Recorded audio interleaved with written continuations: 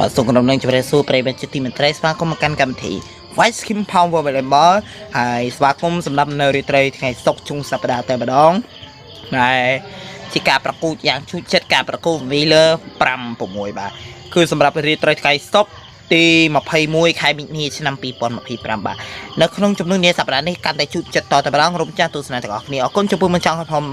នៅក្នុងកម្មវិធីរបស់ក្រុមខ្មែរ BBG ភេទជាប្រកបដោយ Viking តាមប្រព័ន្ធដល់ខ្លះអរគុណទៅដល់ទឹកពិសាកម្ពុជាអរគុណទៅដល់ PC Express អរគុណទៅដល់ភេទជាបើកម្លាំងដាសកុំឲ្យកាប់យូរសូមគ្រប់វិជាទស្សនាដូចតទៅបាទក្រុមវិជាទស្សនាការប្រកួតសិតទី1ដូចតទៅសវីចេញ2ស្មាតបាទឆ្វេងការប្រកួត Wheeler 6ស្មើបាទស្មាតបញ្ញាចូលកញ្ញាស្មាតអង្គអោបញ្ញាតម្លាក់ស្វីដៃច្រងទៅច្រោះហើយបន្ទូបានតែខាងក្រុមស្មាតបាទឆ្វេងបន្ទូ1-0បាទអ្នក fan control គេស្រែកហូបាទ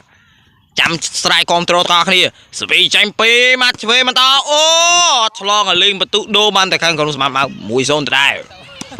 ឥឡូវនេះស្វីចេញ2ស្មាតមកកូនប្រុស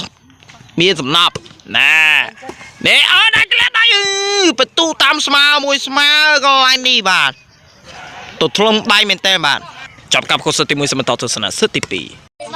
បាទសូមក្រុមវិជាទស្សនាសិតទី2ការប្រកួត Wheeler 5-6ទៅហើយបាទចេញក្រៅកន្លែងនេះបន្ទុដូរបានទៅខាងក្រុមស្មាមកបាទបន្ទុ2ស្មាដដែលឥឡូវនេះស្វីដូចេញពីមហាផលទៅហើយឆ្លងឆ្លងអាលីងបន្ទុដូរបានទៅខាងក្រុមស្មាត់មិនឆ្វេងបាទបន្ទុ